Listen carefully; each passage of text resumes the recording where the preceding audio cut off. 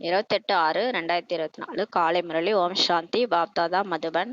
சிவத்தந்தையே ஆசிரியராகி பிரம்மா பாபா உடல்ல அவதரிச்சு நமக்காக படிப்புக்கு வந்திருக்கிறாரு. நம்மளாம் இறை மாணவர்கள்.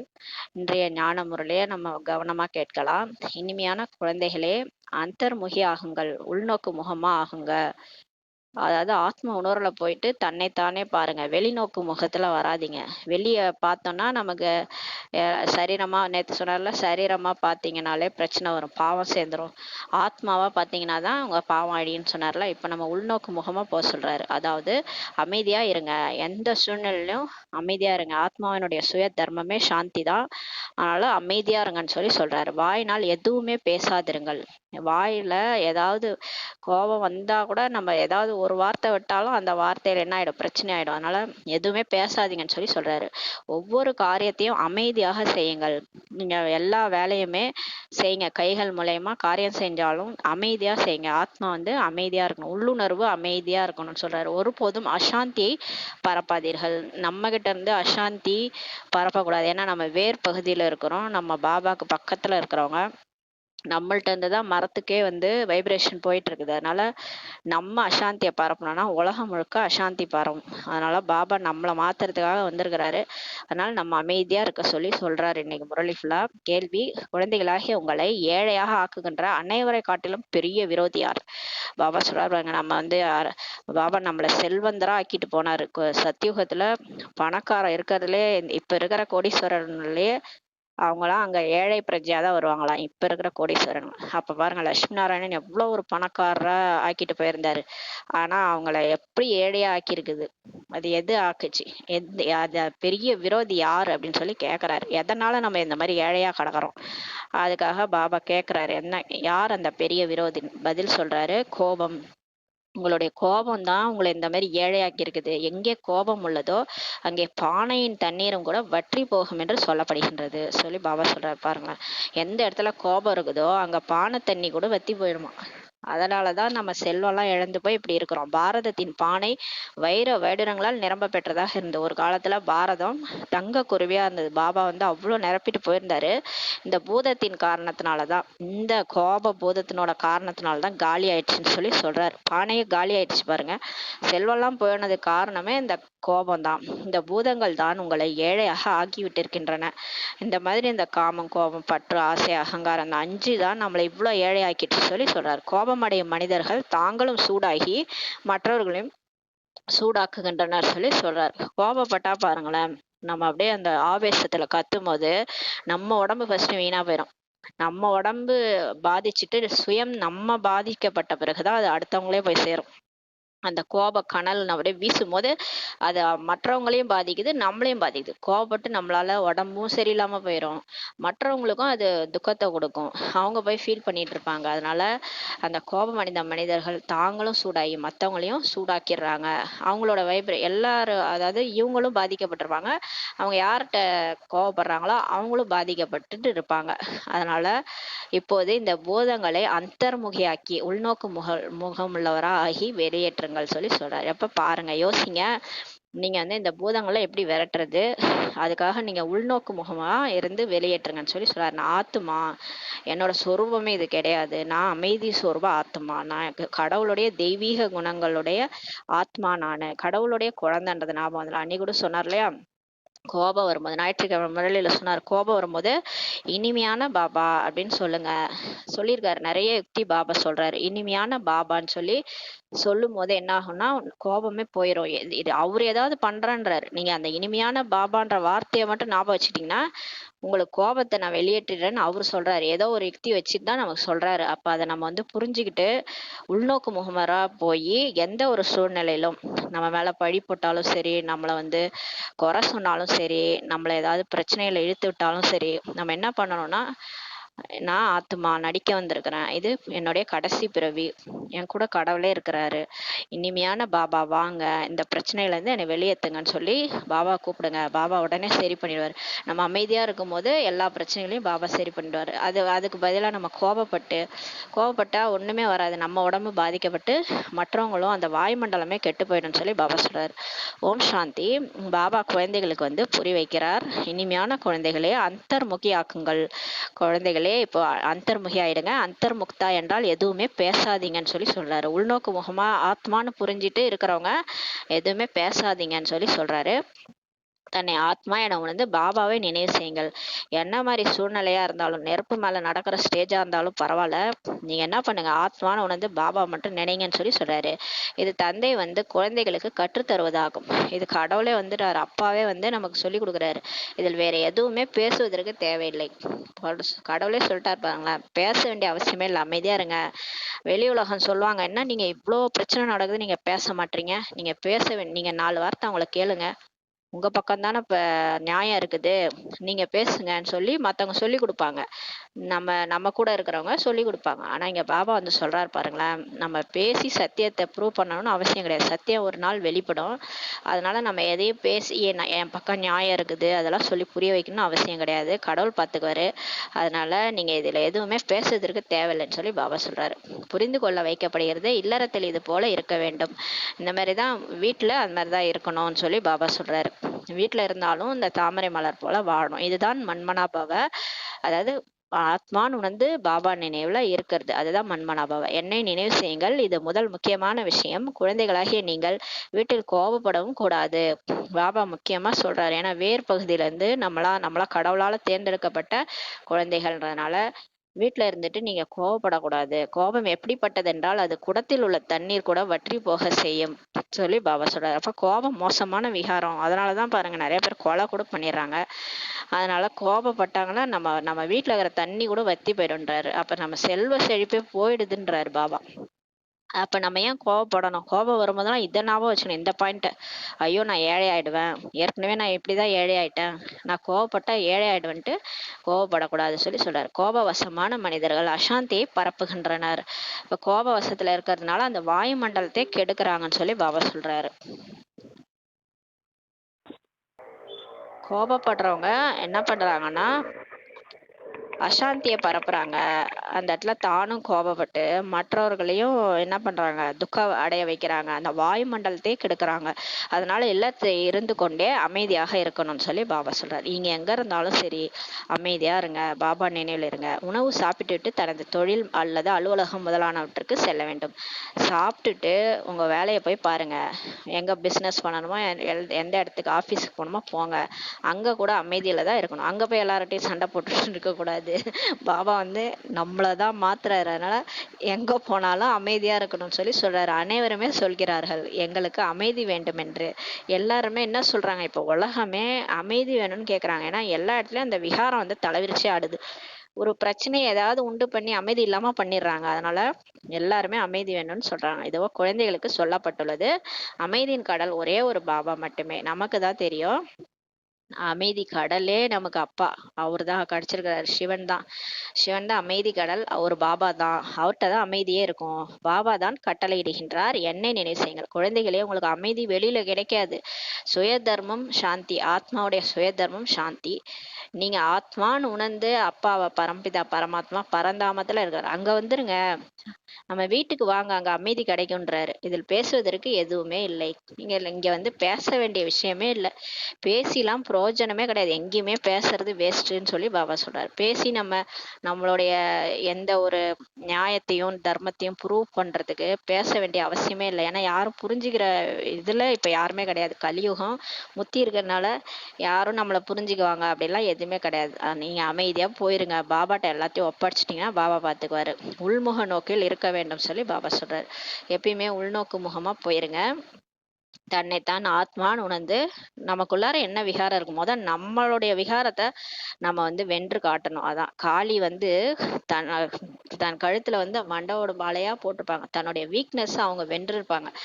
அவங்க சுயம் தன்னுடைய காமம் கோபம் பற்று ஆசை அகங்காரத்தை வென்று இருக்கிறாங்க. அதை தான் மாலையா போட்டிருக்கிறாங்க. அந்த மாதிரி நம்ம உள்நோக்கு முகத்துல போயிட்டு நான் கோபத்தை வென்றனா, நான் காமத்தை வென்றனா, எந்த மாதிரி விஷயம்லாம் எனக்கு கோபம் வருது, நான் அந்த மாதிரி விஷயத்துல நான் கோபப்படக்கூடாது. அமைதியா பாபா நினைவுல இருக்கணும்.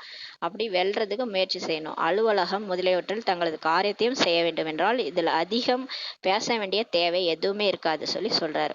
இப்ப ஆபீஸுக்கு போறீங்க, எங்க போனாலும் நீங்க உங்க காரியத்தை மட்டும் செய்யுங்க. உங்க வேலை உண்டு, நீங்க உண்டுன்னு இருங்க. அதிகம் பேச வேண்டிய தேவையே இருக்காது. எல்லாருக்கிட்டையும் அன்பு கொடுங்க. அந்த எல்லை இல்லாத அன்பு தான் எல்லாரும் எதிர்பார்க்கறாங்க. அந்த ஆன்மீக அன்பை மட்டும் ஆத்மாவை பார்த்து ஆத்மாவை பேசிட்டு அவங்களுக்கு அன்பை மட்டும் கொடுத்துட்டே இருங்க. உங்களுக்கு துரோகம் செய்யறவங்களுக்கு கூட நீங்க நன்மை செய்யுங்க. அப்பதான் வந்து நமக்கும் மத்தவங்களுக்கும் எந்த வைப்ரேஷனும் இருக்கக்கூடாது. எந்த துரோகமோ இல்ல எந்த ஒரு வெறுப்பு உணர்வோ யார் மேலயும் நமக்கு இருக்கக்கூடாது. ஏன்னா நம்ம வேர் பகுதியில இருக்கிறோம், கடவுளுடைய குழந்தைகள். அதனால அதிகம் பேச வேண்டிய அவசியமே இல்லை சொல்லி சொல்றாரு. முற்றிலும் இனிமையானவர்களாக ஆக வேண்டும். முற்றிலும் இனிமையானவர்களா ஆகணும். யாருக்குமே துக்கம் கொடுக்கக்கூடாது. சண்டையிடுவது முதலிய இதெல்லாம் கோபத்துடன் சேர்ந்தது சொல்லி சொல்றாரு. சண்டை போடுறதே கோபம்தான். சில பேர் வந்து சண்டை தானே போட்டுட்டு இருக்கேன், இதுக்கு பேரு இது என்ன கோபமா அப்படின்னு கேட்பாங்க. சண்டை போடுறது கூட கோபத்துடன் சேர்ந்ததுன்னு தான் சொல்லி சொல்றாரு. அனைத்திலுமே பெரிய விரோதி காமமாகும். எல்லாத்த விட பெரிய விரோதி ஃபர்ஸ்ட் விகாரம் காமம் சொல்றாரு. பிறகு இரண்டாவதாக தான் கோபம் வருது. ஒருவர் மற்றவருக்கு துக்கம் கொடுக்கிறார்கள். கோபத்தால் எவ்வளவு சண்டையாகி விடுகின்றது பாருங்க. கோபப்பட்டு அவ்வளோ சண்டை போடுறாங்க. குழந்தைகளுக்கு கூட தெரியும் சத்தியுகத்துல சண்டையே நடப்பதில்லை. ஆனா சத்தியுகத்துல லட்சுமி நாராயணலாம் சண்டை போட்டுக்க மாட்டாங்க. அப்ப அங்க போனோம்னா நம்ம எப்படி இருக்கணும்? சண்டையே போடக்கூடாது, இங்க கோபமும் படக்கூடாது. இது ராவனுடைய குணத்தின் அடையாளம். யார் சண்டை போடுறாங்களோ அவங்க ராவண வம்சம். அது வந்து மாயாவுடைய குணத்தினுடைய அடையாளம் சொல்லி சொல்றாரு. கோபப்படுபவர்களும் கூட அசுர சம்பிரதாயத்தினர் எனப்படுகிறார்கள். அப்ப கோபப்படுறவங்களே அப்ப எந்த சம்பிரதாயம்? அசுரர்கள்னு அர்த்தம்னு சொல்லி சொல்றாரு. பூதத்தின் பிரவேசம் அல்லவா. இப்ப ஏதாவது பூதம் பிரவேசம் ஆயிடுச்சுன்னா அவங்க எப்படி இருக்கிறாங்க? ஒரு ஒரு டைமுக்கு ஒரு ஒரு மாதிரி பேசுவாங்கல்ல, அவங்களுக்குள்ளார வேற ஏதோ ஒண்ணு பிரவேசம் ஆயிருக்கு. அது மாதிரிதான் இந்த 5 விகாரமும் பூதம்னு சொல்லி சொல்றாரு. அது நம்ம மேல பிரவேசம் ஆயிருக்குது. இதில் பேச வேண்டியது எதுவுமே இல்லை சொல்லி பாபா சொல்றாரு. ஏனெனில் அந்த மனிதர்களுக்கோ ஞானமே கிடையாது. பாருங்க, யாரெல்லாம் கோப வசப்பட்டு காம வசப்பட்டு இருக்கிறாங்களோ அவங்களுக்கு ஞானம் இல்லை, அதனாலதான் அப்படி இருக்கிறாங்க. அவங்கள்ட்ட பேச வேண்டிய அவசியமே இல்லை. அவர்களோ கோபப்படுவார்கள். நம்ம ஏதாவது அவங்கள்ட்ட போய் சொன்னோம்னா, கோபப்படுறவங்கள்ட்ட போய் நம்ம கோபமா பேசணும், இல்லை நம்ம அறிவுரை கூட சொன்னோம்னா அவங்க என்ன பண்ணுவாங்க? கோபம் தான் படுவாங்க நம்ம மேல. அதனால அவங்கள விகார வசப்பட்டிருக்காங்க, பூத வசப்பட்டிருக்காங்கன்னு அர்த்தம். அப்ப அவங்கள்ட்ட நெருங்க கூடாது சொல்லி சொல்றாரு.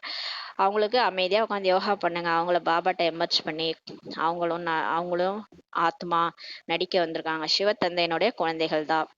அவங்க ஏதோ தவறு செய்யறாங்க, 5 விகாரத்துல வசப்பட்டு ஏதோ தவறு பண்ணிட்டு இருக்காங்கன்ட்டு அவங்களுக்காக யோகா பண்ணுங்க. ஆன்மீக அன்பை கொடுங்க, தானா மாறிடுவாங்கன்னு சொல்லி சொல்றாரு. கோபப்படுவர்கள் மீது கோபப்படுவதால் சண்டை வந்துவிடும் சொல்லி பாபா சொல்றாரு.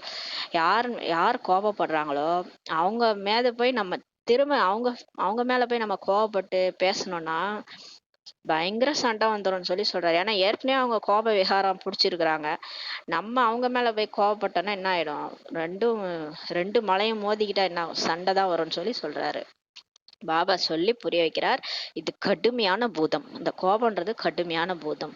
இதை யுக்தியுடன் விரட்ட வேண்டும். அந்த கோபம்ன்றத வந்து மற்ற விகாரம்லாம் கூட பரவாயில்ல, ஏதோ ஓரளவுக்கு நம்ம யுக்தியா இது பண்ணலாம். அதை வந்து வெளிப்படையாவே நம்ம வந்து அவாய்ட் பண்ணலாம். ஆனா கோப பூதம் பாருங்களேன், அது எப்படி வருதுன்னே தெரியாது, ரொம்ப கடுமையா இருக்குது அது. அதனால இதை யுக்தியோட தான் விரட்டணும்னு சொல்லி சொல்றாரு. அப்ப வந்து ஒருத்தங்க கோவப்படுறாங்களா, நம்ம அமைதியா போயிடணும். அப்ப நமக்கும் கோவத்தை தூண்டி விட்டாங்கன்னா என்ன பண்றது? அந்த டைம்ல பாபா எவ்வளோ விஷயம் யுக்தி சொல்லியிருக்காரு. இனிமையான பாபான்னு சொல்லுங்கன்னு சொல்லியிருக்கிறாரு. அப்ப எனக்கு கோபம் வருதா, உள்நோக்கு முகமா இருந்து நான் இனிமையான பாபான்னு கூப்பிடுறேன், அப்போ உடனே கோபம் வந்து போயிடணும். போகுதான்னு பாருங்க. அப்பதான் நம்ம வந்து கோபத்தை வென்றிருக்கிறோம்னு அர்த்தம். அப்ப பாபா நினைவு அசரீரி பயிற்சி அதிகமா இருக்கும்போது கர்மேந்திரியங்கள் சீத்தளமாயிடும். அப்ப கோபப்படணும்னு நினைச்சா கூட நம்மளால கோபப்பட முடியாது. அப்ப பாபாவுடைய முரளி தான் நமக்கு வந்து எல்லாத்துக்குமே மருந்து மாதிரி. கோபம் வருதா, போய் அவ்யக்த முரளி படிங்க, இல்ல பாபா நினைவு பண்ணுங்க. பாபா என்னென்ன யுக்தி சொன்னாரோ அதை கடைப்பிடிக்கணும்னு சொல்லி சொல்றாரு. வாயிலிருந்து எந்த ஒரு கடுமையான சொல்லும் வெளிவரக்கூடாது. நம்ம வாயிலிருந்து எந்த ஒரு கடுமையான சொல் மற்றவங்களை குறித்து வரவே கூடாது. ஏன்னா அது வந்து பாவத்துல வந்துடும். இது மாதிரிதான் நம்ம பாவம் பண்ணிட்டோம். காலையில அமிர்த வேலை நல்லா யோகா பண்ணிட்டு அதுக்கப்புறம் பாருங்க நாள் முழுதும் வெளிநோக்கு முகமா போறதுனால பேசுறது எல்லாத்தையும் நம்ம கவனிக்கணும். ஏதாவது தவறா பேசிட்டோம்னா அது ஒரு விக்கிரமமா பாவகர்மமா ஆயிடும். இது மிகவும் இழப்பை உருவாக்குவதாகும் சொல்லி சொல்றாரு. அதனால வார்த்தையில கவனமா இருங்க, ரொம்ப இழப்பு வந்துடும். ஏன்னா இது வந்து மலை மேல ஏறுற பாதைன்னு நேற்று சொன்னார்ல பாபா, கடுமையான பாதை. ஏறுனா வைகுண்டம், கீழே விழுந்தா அதால பாதாளம். அதனால ஜாக்கிரதையா இருங்கன்னு சொல்லி சொல்றாரு. விநாசம் கூட கோபத்தினால் தான் ஏற்படுகிறது இல்லையா? நம்ம விநாசம் கூட இப்ப உலக விநாசமே எதனால நடக்குது? அமெரிக்கா ரஷ்யா இந்த போர்லாம் நடக்குது பாருங்க, இப்ப கூட அடிச்சுக்கிறாங்க. எதனால? கோப விகாரத்தினாலதான் அவங்க குண்டே போடுறாங்க இன்னொரு நாடு மேல. அப்ப இந்த கோபம் சின்னதா இருக்கிறது கூட, இப்ப வீட்ல சின்னதா நம்ம சண்டை போடுறோம். அதே கோபம் தான் வந்து நாட்டுல பெரிய இழப்ப உருவாக்குது பாருங்க. அப்ப அதான் சொல்றாரு பாபா, எங்கெல்லாம் வீடுதோறும் எங்கெல்லாம் கோபம் இருக்கிறதோ அங்கே அசாந்தி அதிகமாக உள்ளது. வீட்டுக்கு வீடு இப்ப என்னது வாசப்படிதான், வீட்டுக்கு வீடு கோபம்தான். கணவன் மனைவி மேல கோவப்படுறது, மனைவி கணவன் மேல கோவப்படுறது, அம்மா அப்பாவை கூட அடிக்கிறது, இது மாதிரி எல்லாம் நடந்துட்டு இருக்குது. வீட்டுக்கு வீடு அசாந்தி தான் அதிகமா இருக்கு. கோபப்பட்டால் நீங்கள் பாபாவின் பெயரை கெடுக்கிறீர்கள் சொல்லி சொல்றாரு. பாபா சொல்றாரு பாருங்களேன், என் பேரே கெடுக்குறீங்க, எதுக்கு பிகே வாயிட்டு கோவப்படுறீங்க, கோவப்படவே கூடாது சொல்லி சொல்றாரு. இந்த பூதங்களை விரட்ட வேண்டும். இப்போ இந்த பூதங்களை விரட்டணும். ஒரு தடவை விரட்டி விட்டால் பிறகு அது நம்மை கல்பத்திற்கும் இந்த பூதம் இருக்கவே செய்யாது சொல்லி சொல்றாரு. ஒரு தடவை விரட்டிட்டீங்கன்னா பிறகு அந்த பூதம் வந்து அரை கல்பத்திற்கு இந்த பூதம் நம்மள்ட்ட இருக்காது. 2500 வருஷத்துக்கு போயிரும். ஒரு தடவை விரட்டிடுங்கன்னு சொல்லி சொல்றாரு. இந்த 5 பூதங்கள் இப்போது முழு வேகத்தில் இருக்கின்றன. இப்ப இந்த உலகமே இந்த 5 பூதத்தாலதான் இருக்குது. இத்தகைய சமயத்தில் தான் பாபா வருகின்றார். இப்ப இருக்கிற பிரச்சனை எல்லாத்துக்கும் காரணம் இந்த 5 விகாரம் தான் சொல்லி சொல்றாரு. அந்த டைம்ல தான் பாபா வராரு. விகாரங்கள் முழு வேகத்தில் இருக்கும் போதுதான் சிவன் வந்து அவதரிக்கிறார். ஏன்னா இதுக்கு மேல விட்டா உலகம் அழிஞ்சிரும். அதனால இவங்க வந்து அந்த 5 விகாரத்தால மோசமான கொடுமைகள்லாம் நடக்குது. அதனால இப்படியே விட்டா சரி வராதுன்னா பாபா வராரு. இந்த கண்கள் மிகவும் குற்றமானவை சொல்லி சொல்றாரு. வாயும் கூட குற்றம் உள்ளதாகும். மெயினே இந்த கண்ணு தான். இந்த கண்ணு பாக்குறதுனாலதான் இவ்வளோ பிரச்சனை. எல்லாரையும் குற்றப்பார்வையோட பாக்குறது, தப்பு தப்பா புரிஞ்சுக்கிட்டு தப்பு தப்பா பேசுறது. இந்த வாயை கூட குற்றம் உள்ளதாக இருக்குதுன்னு சொல்லி சொல்றாரு. எதை பார்த்தாலும் புரிஞ்சுக்காம தெரிஞ்சுக்காம பேச வேண்டியது, அந்த வாய் கூட அந்த மாதிரி எல்லாம் பண்ணுது. சத்தமாக பேசுறதுனால மனிதர்கள் சூடாகி விடுகின்றனர். கோபம் வந்தா பாருங்களா, ஒரே சத்தமா பேசுவாங்க. சத்தமா பேசுறதுனால மனுஷங்க கோபமாயிடுறாங்க. மேலும் வீட்டையும் கூட சூடாக்கி விடுகின்றனர். வீட்டுல பாருங்க, கோபமா பேசி அந்த வீடோட வாயுமண்டலமே கெட்டு போயிடுது சொல்லி சொல்றாரு. காமம் மற்றும் கோபம் இந்த இரண்டும் பெரிய விரோதிகள் சொல்லி பாபா சொல்றாரு. கோபக்காரர்கள் நினைவு செய்யவே இயலாது. யாரெல்லாம் கோபப்படுறாங்களோ அவங்க பாபாவை நெருங்கவே முடியாது சொல்லி சொல்றாரு. ஏன்னா பாபாக்கும் கோபம், காமம், பற்று, ஆசை, அகங்காரம்னா என்னன்னே தெரியாது. சிவபாபாக்கு இந்த 5 விகாரம்னா என்னன்னே தெரியாது. அவர்கிட்ட போனோம்னா அவர் மலர் மாதிரி, அவரோட நம்ம போய் இணையணும்னா நம்ம மலர் மாதிரி ஆகணும். நாறு மாதிரி இருந்தா என்ன ஆகிறது?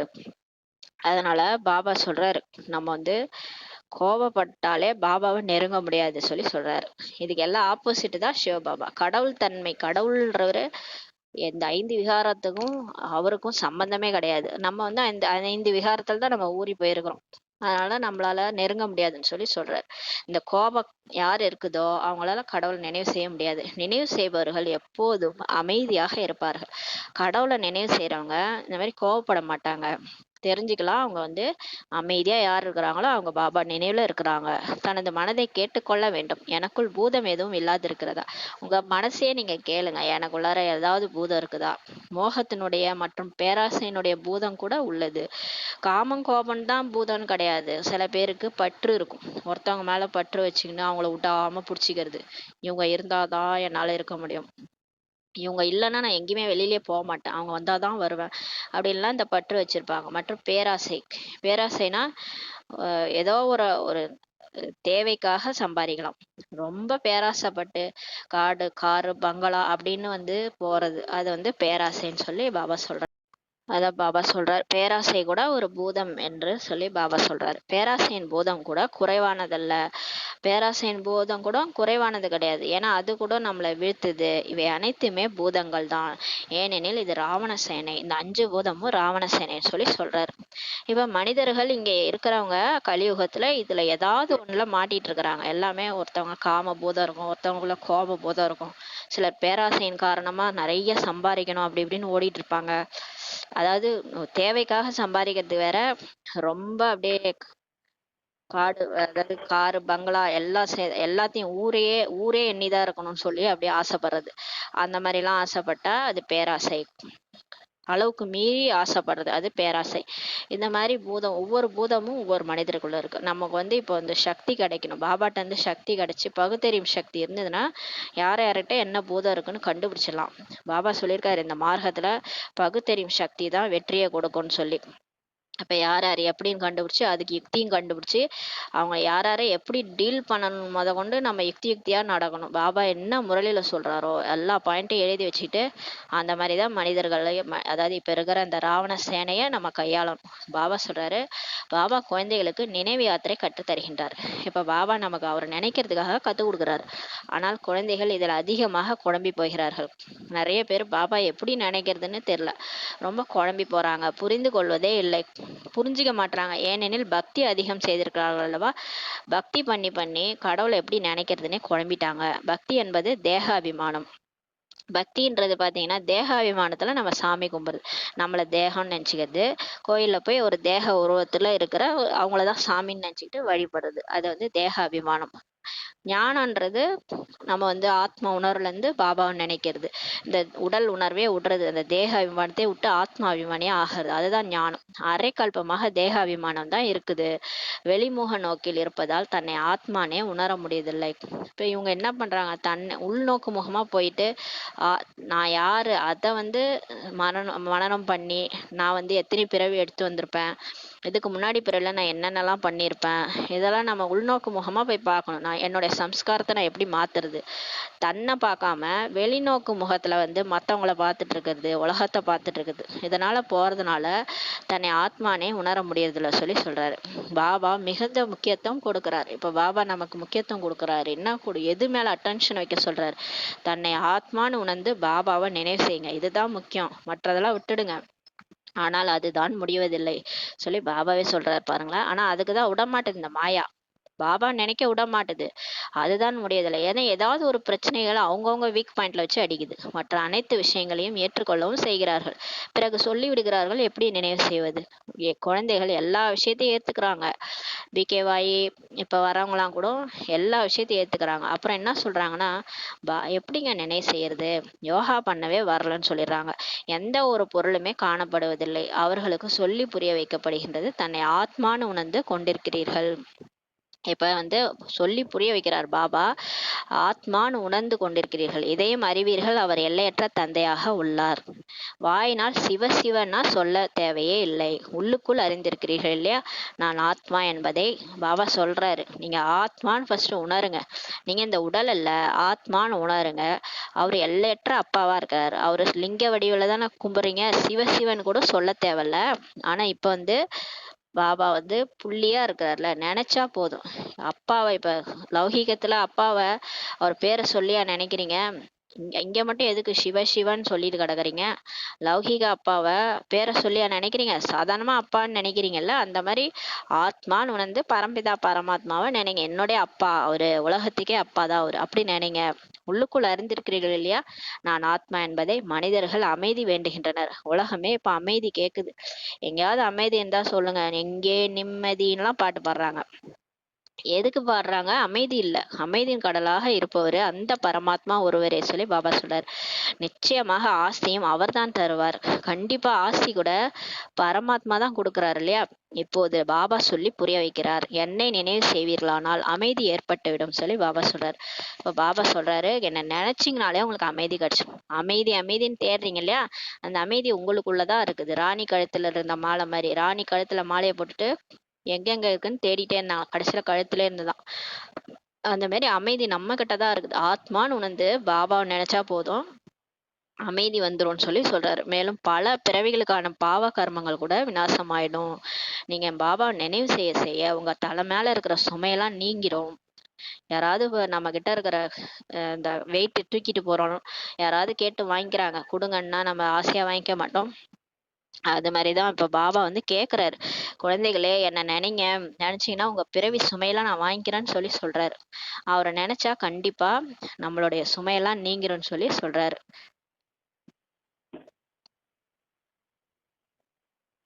ஒரு நிமிஷம்.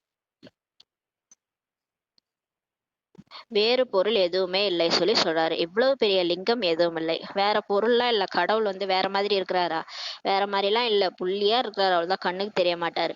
இவ்வளவு பெரிய லிங்கம் எல்லாம் எதுவுமே இல்லை சொல்லி சொல்றாரு. ஆத்மா சிறியது, பாபாவும் சிறிய அளவே உள்ளார். ஆத்மா புள்ளியா இருக்குது, கண்ணுக்கு தெரியாது. அத இறந்துட்டாங்கன்னா உயிர் போயிடுச்சுன்றாங்க. அப்ப வந்து உயிர் போனத யாராவது பார்த்தாங்களா? ஏதாவது பெரிய கல்லு மாரியா இருந்தது உயிரு. புள்ளியா இருந்தது, கண்ணுக்கும் தெரியல, போயிடுச்சு. பாடி மட்டும் தான் இருக்குது. இவ்வளோ நேரம் அந்த பாடியில பேசிட்டு இருந்தவங்க பேசல. அந்த பாடி அப்படியே கிடக்குது. அந்த உயிர் மட்டும் போயிடுச்சு. அப்ப உயிர் சிறியதா தான் இருக்குது. கண்ணுக்கு தெரியல. அதே மாரி தான் உயிரோட அப்பாவும். உயிரோட அப்பா தான் கடவுள். ஆத்மாவுடைய அப்பா தான் கடவுள். அவரும் எப்படி இருக்கிறாரு? சின்னதா தான் இருக்கிறாரு. அவரும் கண்ணுக்கு தெரிய மாட்டாரு. ஏன்னா கண்ணுக்கு தெரியறதெல்லாம் அழிஞ்சு போயிடுது. அதனால கண்ணுக்கு தெரியாம இருக்கிறது அழிவற்ற ஆத்மாவும் அவருடைய அப்பாவும் தான். பரம்பிதா பரமாத்மா 2 பேருமே அழிவற்றவங்க. நினைவோ அனைவருமே செய்றாங்க. ஹே பகவான், ஹே கடவுளே, யார் சொல்கிறார்கள்? கூப்பிடுறாங்க இல்லையா எல்லாரும். உடம்புல இருந்துகிட்டு ஆத்மா தான் கூப்பிடுது. உடலா கூப்பிடுது. அந்த உடல் தான் கிடக்குது அப்படியே. செத்து போன உடனே உடம்பு கிடக்குது. வாயும் பேச மாட்டுது, கண்ணும் பார்க்க மாட்டுது. அந்த ஆத்மா, அந்த உயிர் அந்த உடம்புல இருக்கும்போது தான் பேசுது இல்லையா? அப்ப யார் கூப்பிடுறது? ஹே கடவுளே, ஏ பகவானேன்ட்டு அந்த உடம்புல இருந்து யார் கூப்பிடுறாங்க? உயிர் ஆத்மா தான் சொல்கின்றது. என்னுடைய தந்தையை நினைவு செய்கின்றேன். ஆத்மா தான் சொல்லுது, என்னுடைய அப்பாவை நினைவு செய்றேன். ஆக பாபா குழந்தைகளுக்கு சொல்கிறார், மன்மனா பவ. இப்ப கடவுள் வந்து சொல்றார், குழந்தைகளே, இனிமையான குழந்தைகளே, அந்தர்முகி ஆக இருங்கள். உள்நோக்கு முகமாயி இருங்க. தன்னை ஆத்மான்னு உணர்ந்து, எனக்குள்ள என்ன விகாரம்லாம் இருக்கு, நான் பாபா நினைச்சு நினைச்சு அழிச்சிருவேன். நான் வந்து இந்த 5 விகாரங்களை வென்று ராஜாவாக போறேன். அந்த மாதிரி அந்தர்முகியா இருங்க. இப்போது என்னென்ன பார்க்கிறீங்களோ அவை அனைத்துமே அழிந்து விட போகின்றன சொல்லி பாபா சொல்றார். இப்ப என்னெல்லாம் நீங்க பாக்குறீங்களோ எல்லாமே அழிய போகுது. மற்றபடி ஆத்மா அமைதியாக உள்ளது. ஆத்மா சாந்தி தாமத்துக்கு தான் செல்ல வேண்டும். இந்த உடல் கூட நம்ம கூட வராது. கடைசியா ஆத்மா தான் போகும், சாந்தி தாமத்துக்கு செல்லணுன்றாரு. எதுவரை ஆத்மா தூய்மையாகவில்லையோ அதுவரை அது சாந்தி தாம் செல்லவே முடியாது. ஆத்மா தூய்மையாகாம நம்மளால பரந்தவத்துக்கு போக முடியாது. இங்க எல்லாத்தையும் நம்ம தூய்மையாக்கிட்டு தான் போகணும். நம்ம செஞ்ச பாவ கர்மங்கள்லாம் ரியலைஸ் பண்ணி திருந்தி கடவுள்கிட்ட யோகா பண்ணி நம்ம வந்து போகணும். இல்லைன்னா அனுபவிச்சு போகணும். எந்த முறையோ நம்ம தேர்ந்தெடுத்துக்கலாம். அதனால தூய்மையாகலைன்னா பாபா கிட்ட போக முடியாது. ரிஷி முனி முதலானவரும் கூட அமைதி எப்படி கிடைக்கும்ட்டு கேக்குறாங்க. இப்ப அந்த மாதிரி நம்ம போனோம் இல்லையா, நிறைய ரிஷி முனிகள் குருக்கள்லாம் போனோம். அவங்களுக்கே அமைதி எப்படி கிடைக்கும்னு தெரியல, கேக்குறாங்க. பாபாவோ சகஜமான யுக்தி இப்ப சொல்றார். ஆனால் குழந்தைகளில் பலர் சாந்தியாகவே இருப்பதில்லை. பாபா நம்மளை தேர்ந்தெடுத்து நம்ம மூலமா சேவை பண்ண சொல்றாரு. ஆனா நம்மளையே சில பிகேஸ் அமைதியாவே இருக்கிறது இல்ல, பாபாவுக்கு தெரியும் சொல்லி சொல்றாரு. வீடுகளில் கூட இருக்கிறாங்க, ஆனா முற்றிலும் சாந்தியாகவே இருக்கிறது இல்ல சொல்லி சொல்றாரு.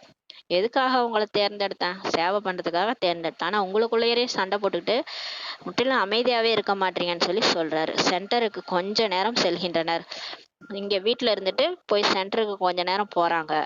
அங்க கூட அவங்களால நிம்மதியா இருக்க முடியல. உள்ளுக்குள் சாந்தியாக இருந்து பாபாவை நினைவு செய்வதே இல்லை. சென்டர்ல கூட கொஞ்ச நேரம் அமைதியா உட்காந்து பாபா நினைக்கிறதே இல்லை. நாள் முழுதும் வீட்டுல தொந்தரவு செய்து கொண்டே இருக்கின்றனர். ஆகவே சென்டருக்கு வந்தாலும் கூட அமைதியாக அமர முடிவதில்லை சொல்லி சொல்றாரு. பாருங்களேன், வீட்டுல கூட தொந்தரவு பண்ணிட்டே இருக்கிறாங்க. அப்ப சென்டருக்கு போனாலும் அமைதியா இருக்க மாட்டாங்க. யாருக்காவது தேகத்தின் மீது பிரியம் ஏற்பட்டு விட்டதென்றால் அவர்களது மனம் ஒருபோதும் அமைதி அடையாது. யாராவது தேகதாரி மீது அன்பு ஏற்பட்டுருச்சுன்னா அவங்க மனசு ஒருபோதும் அமைதியே அடையாது. அப்ப தேகத்தின் பின்னாடி போயிட்டு இருக்கிறாங்க. அதனுடைய நினைவு தான் வந்து கொண்டே இருக்கும். அந்த தேகதாரியே நினைச்சிட்டு இருப்பாங்க. இது பற்றும் சொல்லலாம். ஒரு குழந்தைய கூட ஒரு அம்மா வந்து குழந்தையே நினைச்சிட்டு இருப்பாங்க. குழந்தை என்னாகும், போயிட்டு வந்ததா, ஸ்கூலுக்கு போயிட்டு வந்ததா, குழந்தையே நினைச்சிட்டு இருக்குது. அது கூட தேகம் மீது பற்றுதான். இல்ல சிலர் வந்து கணவன் மனைவியே நினைச்சிட்டு இருக்குது, மனைவி கணவனையே நினைச்சிட்டு இருக்குது. இதெல்லாம் கூட தேகத்தின் மீது பற்று. இல்ல ஏதாவது தேகதாரி மீது ஒரு அன்பு வர்றது. அப்ப அவங்க ஃபோன் பண்ணி பேசணும்னு நினைக்கிறது. இது மாதிரி கூட நிறைய நினைவு வந்து வந்துகிட்டே இருக்கு சொல்லி சொல்றாரு. பாபா சொல்லி புரிய வைக்கிறாரு. இங்க பாபா நமக்கு எதுக்கு வந்திருக்கிறாரு? ஆத்மான்னு புரிஞ்சு அவரை நினைக்க சொல்றாரு. எல்லா பற்றியும் அவர் மேல வைக்க சொல்றாரு. இங்க நம்ம என்ன பண்ணிட்டு இருக்கோம்? இங்க தேகதாரிகள் மீது பற்று வச்சுட்டு இருக்கோம். அதான் பாபா சொல்றார். பாபா சொல்லி புரிய வைக்கிறார். மனிதர்களிடம் 5 பூதங்கள் இருக்கின்றன. இவர்களுக்குள் பூதம் பிரவேசமாகி உள்ளது என சொல்கிறார்கள் இல்லையா? இந்த பூதங்கள் தான் உங்களை ஏழையாக ஆக்கிவிட்டுள்ளன சொல்லி பாபா சொல்றாரு. இப்ப இந்த மனுஷங்கள் எல்லா மனுஷங்கள்ட்டையும் 5 பூதம் பிரவேசமாயிருக்கு.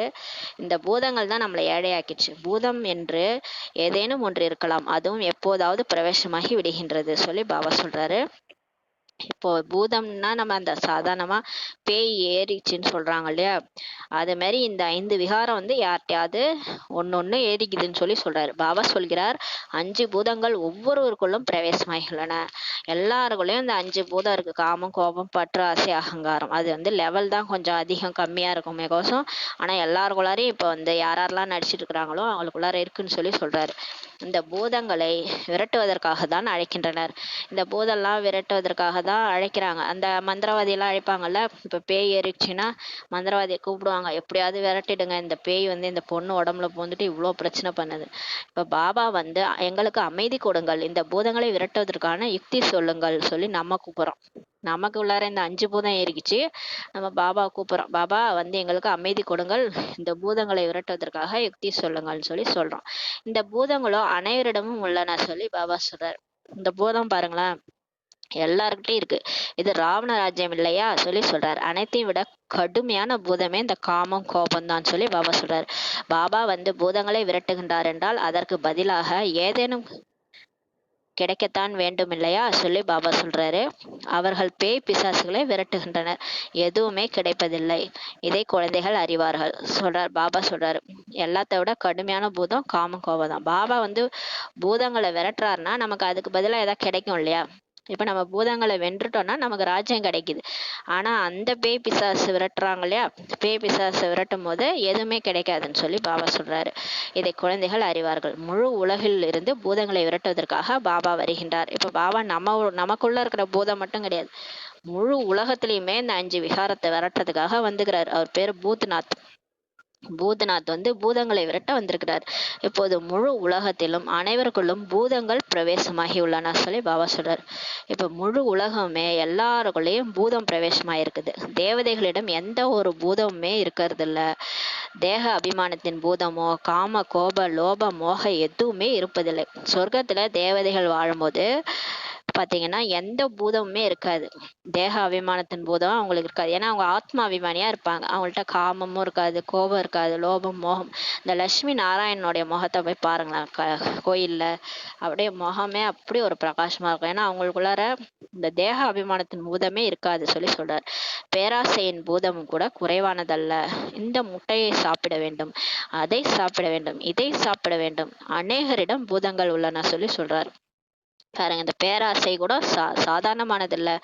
அந்த முட்டையை எடுத்து சாப்பிடணும், இந்த சாப்பிடணும், அந்த அந்த அந்த அந்த விஷயத்த சாப்பிடுறதுல கூட ஒரு பேராசை வந்துருது சொல்றாங்க. அது அது பாபா சொல்றாரு.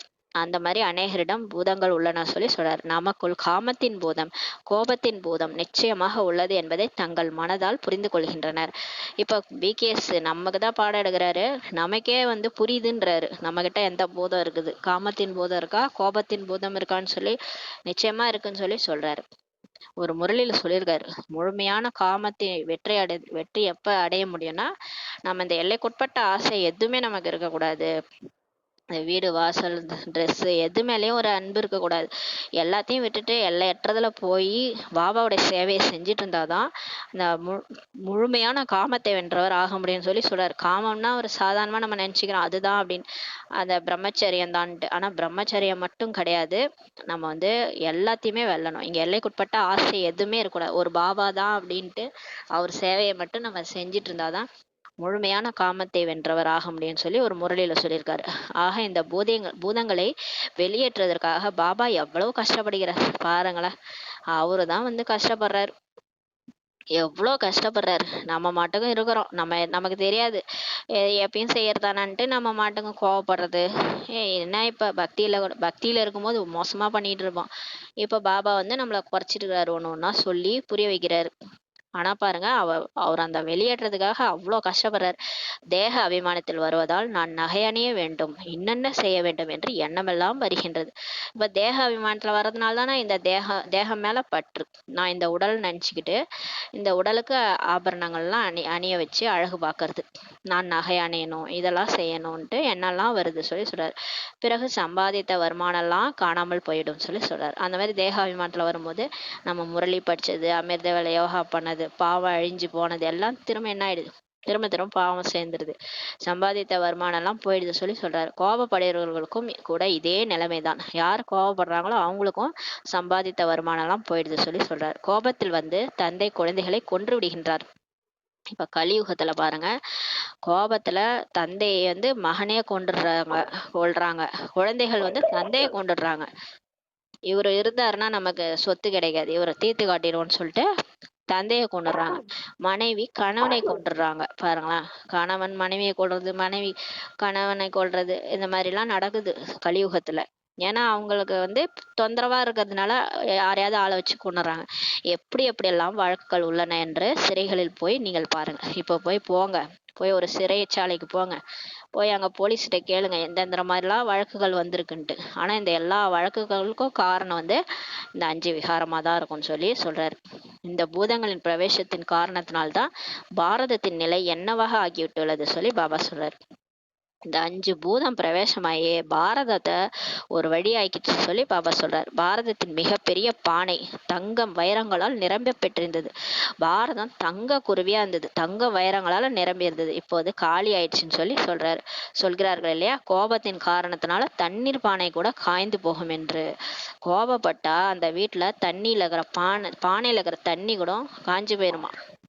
அப்ப ஏழையா நம்ம போகிறதுக்கு காரணமே, ஏழையாயிட்டதுக்கு காரணமே கோபம்தான் சொல்லி பாபா சொல்றாரு. ஆக இந்த பாரதத்தின் நிலையம் கூட இது போல ஆகிவிட்டு இருக்குது.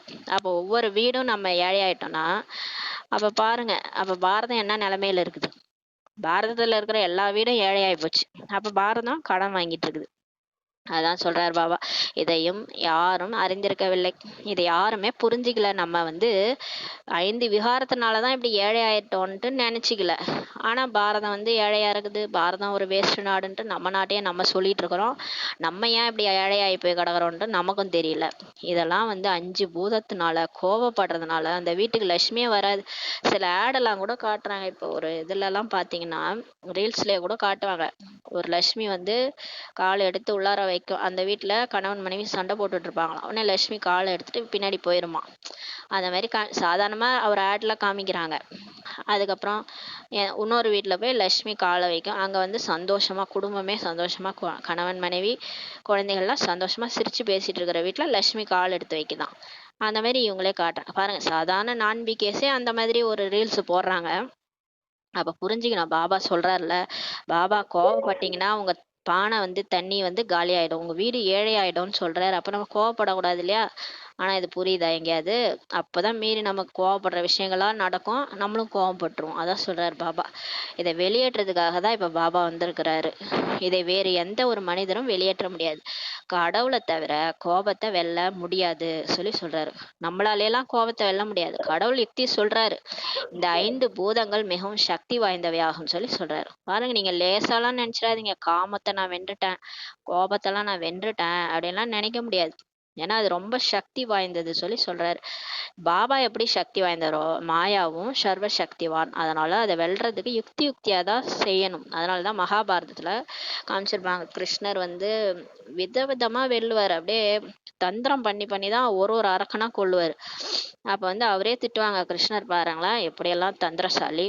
இந்த இவரை கூட, சகுனி கூட தந்திரவாதி. அவரையே கொல்றதுக்கு திட்டம் போடுவாரு கிருஷ்ணர். அப்ப பாருங்க, இவங்க எல்லாமே அசுரர்கள் எல்லாம் இந்த 5 பூதம். நம்மளை பொறுத்த வரைக்கும் அந்த மகாபாரத கதையை விடுங்க, நம்மளை பொறுத்த வரைக்கும் காமம் கோபம் பற்று ஆசை அகங்காரம் தான் அசுரர்கள். சகுனி மாதிரி நமக்கு அது வந்துதான் நம்ம வாழ்க்கையை கெடுத்துருச்சு. அப்ப அதை எப்படி வெல்லணும்ன்றதுக்கு யுக்தி நம்ம வந்து தயார் பண்ணணும். அது நம்மளால முடியாது. நம்ம கூட கிருஷ்ணராகிய அந்த சிவபாபா, மகாபாரதத்துல காமிச்சிருக்க கிருஷ்ணர் மாதிரி சிவபாபா இருக்கிறார்.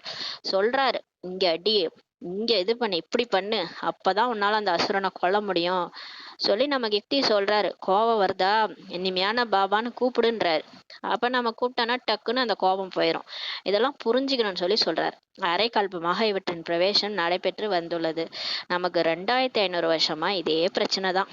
காமத்துல போய் கோபத்துல போய் பற்று ஆசை அகங்காரம் வச்சுதான் நம்ம வீணா போயிட்டோம். ஆத்ம உணர்வே இழந்துட்டோம். நம்ம ஆத்மா தான், ஆனா ஏன் ஆத்மான்ற பிராக்டிஸே வரமாட்டுது, தேகம்னே நினைச்சிட்டு இருக்கிறோம் பாருங்க. அப்ப 2500 வருஷமா இப்படிதான் இருந்திருக்கிறோம். இந்த சமயமும் கேட்கவே வேண்டாம். அதுவும் இந்த கலிகாலம் இறுதியில கேட்கவே கேட்காதீங்கன்றது. யாராவது தூய்மையாக இருக்கலாம், ஆனால் பிறவியோ விகாரத்திலிருந்து தான் கிடைக்கின்றது. நிறைய சன்னியாசிகள் எல்லாம் தூய்மையா இருக்கிறாங்க. சில பேர் வந்து கல்யாணமே பண்ணிக்காம கூட இருக்கலாம். ஏன்னா அவங்க வீட்டுல வறுமையா இருக்கலாம், அக்கா தங்கச்சிங்க படிக்க வைக்கிறதுக்காக இவர் கல்யாணம் பண்ணிக்காம இருக்கலாம். ஆனாலும் அவரு காம விகாரத்துல தானே பொறந்திருக்கிறாரு. அதனால அவர் தூய்மையை சொல்ல முடியாது. பூதங்களோ இருக்கத்தான் செய்கின்றன இல்லையா? அவருக்குள்ளாரையும் அந்த 5 பூதம் இருக்குதுதான் இல்லையா? 5 பூதங்கள் பாரதத்தை முற்றிலும் ஏழையாக ஆக்கிவிட்டுள்ளன சொல்லி பாபா சொல்றார். அதனால் வெளியிலிருந்து கடன் வாங்கி கொண்டே இருக்கின்றனர். இப்ப இந்தியா மற்ற நாடுகள்ல கடன் வாங்கிட்டு இருக்கு. பாரதத்திற்காக தான் பாபா சொல்லி புரிய வைக்கின்றார். இப்ப இது எல்லாத்தையும் பாபா பாரதத்துக்கு தான் சொல்லி புரிய வைக்கிறார். இப்போது குழந்தைகளாகிய உங்களுக்கு இந்த கல்வியால் எவ்வளவு செல்வம் கிடைக்கின்றது. இப்ப நம்ம பாபாவோட ஞானம் கேட்டு கேட்டு அறிவு நமக்கு கிடைக்குது. அறிவு கண் திறக்குது. ஞானக்கண் 3வது கண் திறக்குது. ஆத்ம உணர்வுல இருந்து நம்ம இப்ப திரும்ப செல்வ செழிப்பா ஆயிட்டு இருக்கிறோம். இந்த கல்வியால உங்களுக்கு செல்வம் கிடைக்குது சொல்லி சொல்றாரு.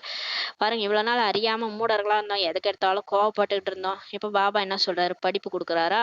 குழந்தைகளே, கோவப்பட்டீங்கன்னா உங்க தண்ணி காஞ்சு போயிடும், குடத்துல இருக்கிற தண்ணி காஞ்சு போயிரும்ன்றாரு. உங்க வீட்டுல செல்வமே இருக்காதுன்றாரு. அப்ப இந்த படிப்பு மூலமா நம்ம என்ன ஆகிறோம்? மாறுறோம் இல்லையா? அப்ப செல்வ செழிப்பா திரும்ப நம்ம மாத்துறாரு. இது அழியாத படிப்பு, அழியாத தந்தை வந்து கற்றுக் கொடுக்கிறார் சொல்லி சொல்றாரு. பக்தி மார்க்கத்துல எவ்வளவு வழக்கங்கள் உள்ளன. பக்தி மார்க்கத்துல நிறைய வழக்கம் பாருங்க. இத பண்ணணும், அத பண்ணணும், தேய்ச்சி கழுவணும், மொழுகணும், விரதம் இருக்கணும், என்னென்ன பழக்க வழக்கம் இருக்குது. பிரம்மா பாபா சிறு வயதுல இருந்தே கீதை படித்து வந்தார்.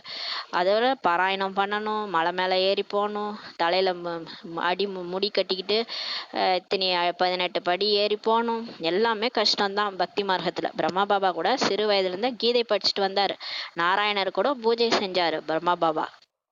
ஆனா அவருக்கு தெரியாது, யாரு நாராயணனே தெரியாது, எதையுமே புரிஞ்சுக்கல. ஆனா அவர் பக்தி பண்ணிட்டு வந்தார். ஆனா இப்பதான் பாபா வந்து புரிய வச்சார். நான் ஆத்மா, இவர் என்னுடைய தந்தை. இதை கூட புரிந்து கொண்டிருக்கவில்லை. நான் ஆத்மா தான் இந்த உடல்ல இருக்கிறேன், இவர் வந்து என்னுடைய அப்பா பரம்பிதா. அத கூட புரிஞ்சுக்கல பாபா. யாரு? பிரம்மா பாபாவே புரிஞ்சுக்கல. அதனால எப்படி நினைவு செய்வது என்று கேட்கின்றனர். இப்ப வந்து கேக்குறாங்க. இப்ப ஆத்ம உணர்வுல இல்லாதவங்க கேக்குறாங்க, பாபா உங்களை எப்படி நினைவு செய்யறதுன்னு கேக்குறாங்க. அட, நீங்களோ பக்தி மார்க்கத்தில் நினைவு செய்து வந்தீர்கள், ஏ பகவான் வாருங்கள், எங்களை விடுவீங்கள். பாபா கேக்குறாரு. நீங்க எப்படி நினைக்கிறது, எப்படி நினைக்கிறது கேட்டோன்னே பாபாவே கடுப்பாயிட்டாரு. என்ன சொல்றாரு? நீங்க பக்தி மார்க்கத்துல நினைச்சிட்டு தானே வந்தீங்க, ஏ பகவானே வாங்க, எங்களை விடுவீங்கன்னு சொல்லி கூப்பிட்டீங்க. எங்களுக்கு வழிகாட்டுங்கள். வழிகாட்டி கிடைப்பது முக்தி, ஜீவன் முக்திக்காக சொல்லி பாபா சொல்றாரு. வழிகாட்டி ஆகுங்கள்னு கூப்பிட்டீங்க இல்லையா? வழிகாட்டி எதுக்கு வந்திருக்கிறாரு? முக்தி, ஜீவன் முக்தி கொடுக்கறதுக்காக தான் வந்திருக்கிறாரு. பாபா இந்த பழைய உலகத்தின் மீது வெறுப்பு ஏற்படுமாறு செய்கிறார். பாபா எதுக்கு வந்திருக்கிறாரு? இப்ப நம்ம மாட்டிட்டு முடிக்கிறோம் இல்லையா அந்த பழைய உலகத்துல. இப்ப பழைய உலகத்தையே வெறுக்க வைக்கிறாரு. இச்சமயம் ஆத்மாக்கள் அனைவருமே கருப்பாக உள்ளனர் எனும் போது அவர்களுக்கு வெள்ளையான உடல் எப்படி கிடைக்கும் சொல்லி பாபா சொல்றாரு. இப்ப ஆத்மாக்கள் எல்லாமே தூய்மை இழந்துட்டாங்க. அந்த காமம், கோபம், பற்று, ஆசை, அகங்காரம் எல்லா ஆத்மாக்குள்ளாரையும் ஒட்டிக்கிச்சு. இந்த கொரோனா வைரஸ் மாதிரி ஒரு இது மாதிரி பரவிச்சு. அது தொற்று நோய் மாதிரி எல்லாருக்குள்ளாரையும் பரவி இருக்கு. ஆக மொத்தம் முழுமையான மோசமான தொற்று நோய் என்னன்னு பாத்தீங்கன்னா இந்த 5 விகாரம் தான். அது எல்லாருக்குள்ளாரையும் இருக்குது. அப்ப ஆத்மா கருப்பா இருக்கும்போது அவங்க உடம்பு மட்டும் எப்படி வெள்ளையா கிடைக்கும்னு சொல்லி கேக்குறாரு. இங்க வெள்ளையா இருக்கிறாங்க, அழகா இருக்கிறாங்கன்னா அவங்க ஆத்மா எப்படி இருக்குது? கருப்பா தான் இருக்குன்னு சொல்லி சொல்றாரு. தோல் எவ்வளவுதான் வெளுப்பாக இருந்தாலும் ஆத்மாவோ கருப்பாக உள்ளது இல்லையா? இங்க பாருங்க, எவ்வளவு நடிகைகள் இவங்கெல்லாம் அழகா இருப்பாங்க, இருந்தாலும் அந்த ஆத்மா எப்படி இருக்குது? பாபா பாக்குறாரு, ஆத்மா ஒரே கருப்பா இருக்கு. அந்த காமம், கோபம், பற்று, ஆசை, அகங்காரம் நிறைஞ்சுதான் இருக்கிறாங்க எல்லாரும்ன்றாரு. வெள்ளையான அழகான சரீரம் உள்ளவர்களுக்கு நஷா எவ்வளவு இருக்கிறது. வெள்ளையா இருக்கிறவங்க பாத்தீங்கன்னா நான் எவ்வளவு அழகா இருக்கிறேன் அப்படின்னு ஒரு போதை இருக்குது. பாருங்க என்ன மாதிரி அழகு, நான் தான் மிஸ் யூனிவர்ஸ், மிஸ் வேர்ல்டுன்ட்டு அப்படியே ஒரு பெருமை, போதை இருக்கு இல்லையா அவங்களுக்கு. ஆத்மா எப்படி வெள்ளையாகின்றது என்பது மனிதர்களுக்கு தெரிவதே இல்லை சொல்லி சொல்றார். இப்ப ஆத்மா எப்படி வெள்ளையாகுதுன்னு மனுஷங்களுக்கு தெரியறதே இல்லை. உடம்ப வெள்ளையாக்கிடலாம் சோப்பு போட்டு, கிரீமை போட்டு. ஆத்மா எப்படி வெள்ளையாகிறதுன்ட்டு மனுஷங்களுக்கு தெரியாது. அது கடவுளை நினைச்சு ஆத்மான்னு உணர்ந்து பரமாத்மா நினைச்சா ஆத்மா வெள்ளையாயிடும். அதனால் அவர்கள் நாஸ்திகர் எனப்படுகிறார்கள்.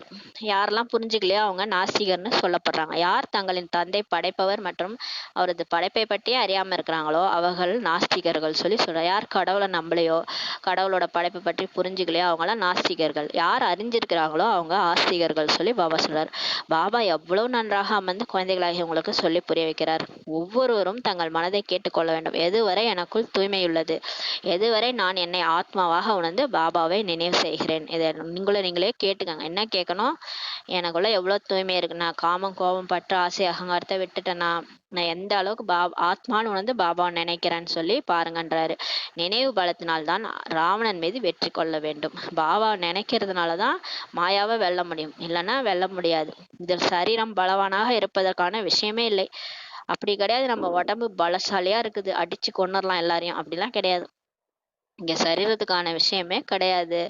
சரி, பெரிய பலசாலியா சிஸ்டர் சொன்னாங்க, ஒரு பெரிய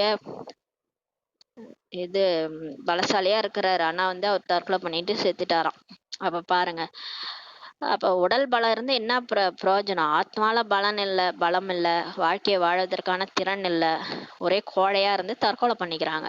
அப்ப உடம்பு பலசாலியா இருந்து என்ன பிரயோஜனம்? அதான் பாபா சொல்றாரு, இச்சமயம் அனைவரை காட்டிலும் பலவானாக இருப்பது அமெரிக்காவாகும். இந்த நேரத்துல அமெரிக்கா தான் எல்லாரோட பலசாலியா இருக்கு. ஏன்னா அவங்கள்ட்ட செல்வம், வெடிகுண்டு முதலியவன் அதிகமாக உள்ளன சொல்லி சொல்றாரு. ஏன்னா ஒரு நாட்டை இன்னொரு நாட்டை அழிக்கிறதுக்கு திறமசாலியா இருக்கிறாங்க இல்லையா, அவங்கள்ட்ட வெடிகுண்டெல்லாம் அதிகமா இருக்குதுன்னு சொல்லி சொல்றாரு. அதனால அந்த பலம் சரீர சம்பந்தமானது. அவங்க புஜ பலத்தினால பாக்குறாங்க, கொல்வதற்காக பாக்குறாங்க. நாம் வெற்றி பெற வேண்டும் என்பது புத்தியில் உள்ளது. ஆனா நம்ம யாரையும் கொல்ல போறது இல்ல. நம்ம இந்த 5 விகாரத்தை வெல்ல போறோம். 5 விகாரத்தை வென்றாலே போதும், உலகத்தை வெல்லலாம். நாம தான் வெற்றி பெற போறோன்றது புத்தியில இருக்குது சொல்லி சொல்றாரு. நம்மளுடையதோ ஆன்மீக பலம். இப்ப நம்ம கிட்ட ஆன்மீக பலம், ஆத்ம பலம் நம்ம கிட்ட வந்துருச்சு. நீங்கள் ராவணன் மீது வெற்றி கொள்கிறீங்க. நீங்க 5 விகாரத்தை வெல்றீங்க. இதன் மூலம் நீங்கள் உலகத்துக்கே எஜமானராக ஆகிறீங்கன்னு சொல்லி சொல்றாரு. உங்களை யாருமே வெற்றி கொள்ள இயலாது. பாருங்களேன், எப்பேற்பட்ட பலசாலியா இருந்தாலும் உங்களை யாருமே வெல்ல முடியாது சொல்லி சொல்றாரு. அரை கல்பத்திற்கு யாராலுமே அபகரிக்க முடியாது சொல்லி பாபா சொல்றாரு. 2500 வருஷம் உங்கள்ட்ட இருந்து ராஜ்யத்தை யாருமே அபகரிக்க முடியாது. நீங்க தான் ஆள போறீங்கன்னு சொல்லி சொல்றாரு. வேற யாருக்குமே தந்தையிடமிருந்து ஆசி கிடைப்பதில்லை. பாருங்க, உலகத்துல இந்த பிகே ஆகுறவங்க மட்டும்தான் கடவுளை தெரிஞ்சுக்கிட்டாங்க, அவங்க மட்டும்தான் ஆசி அடைறாங்க. மற்றவங்களுக்கு இந்த ஆசையே கிடைக்கிறது இல்ல.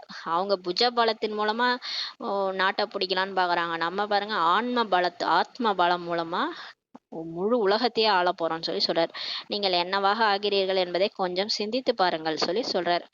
நீங்க இப்ப உட்காந்து தேவையில்லாத இந்த சின்ன சின்ன விஷயத்துக்கு கோவப்பட்டுட்டு உட்காந்துருக்கீங்களே, நீங்க என்னவா ஆக போறீங்கன்றத கொஞ்சம் சிந்தித்து பாருங்க. தேவதையா ஆக போறான் சொர்க்கத்துல போயிட்டு. எவ்வளவு நஷா இருக்கணும், என் கூட யார் இருக்கிறாங்க, இதெல்லாம் விட்டுட்டு இந்த சின்ன பிரச்சனைக்கு போய் டென்ஷன் ஆயிட்டு இருக்கிறானேன்ட்டு யோசிச்சு பாருங்க. பாபாவையோ மிகுந்த அன்புடன் நினைவு செய்ய வேண்டும்.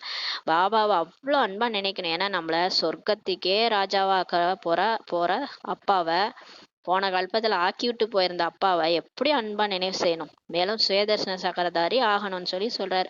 சுயதர்சன சக்கரத்தால் விஷ்ணு அனைவருடைய தலைகளையும் வெட்டினார் என்று அவர்கள் நினைக்கிறார்கள். அவங்க சொல்றாங்க, சுதர்சன சக்கரம் வச்சிருந்தாரு கிருஷ்ணரு, எல்லா அரக்கனுடைய கழுத்தையும் வெட்டிட்டாருன்னு நினைக்கிறாங்க. ஆனா இது இம்சைக்கான விஷயமே இல்ல. இங்க ஆத்மா கடந்து வந்த பாதையை சுத்தி சுத்தி சுத்தி நம்ம சுயதர்சன சக்கரத்தை சுத்தி நம்ம புத்தியில இருக்கிற மாயான்ற அசுரனை நம்ம வெட்டுறோம். அததான் அவங்க அந்த மாதிரி எழுதிட்டாங்க சாஸ்திரத்துல சொல்லி சொல்றாரு. ஆக இனிமையான குழந்தைகளுக்கு இப்ப பாபா சொல்றாரு, இனிமையான குழந்தைகளே, நீங்க என்னவாக இருந்தீர்கள், இப்போது உங்களது நிலைமை பாருங்கள்.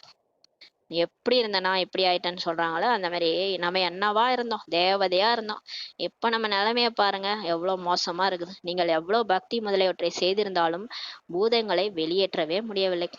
நம்மளும் தான் போய் பக்தி செஞ்சோம், கோயில் கோயிலா சுத்தணும், மலை மேல போனோம், அந்த மலை இந்த மலை சதுரகிரி மலை, எந்தெந்த ஜென்மத்துல எந்தெந்த மலை மேல எல்லாம் போயிருப்போமோ தெரியாது. காசி ராமேஸ்வரம்ட்டு கடவுளை தேடி அலைஞ்சோம். இருந்தாலும் வீட்டுக்கு வந்தோடனே சண்டை சச்சரவு தான்.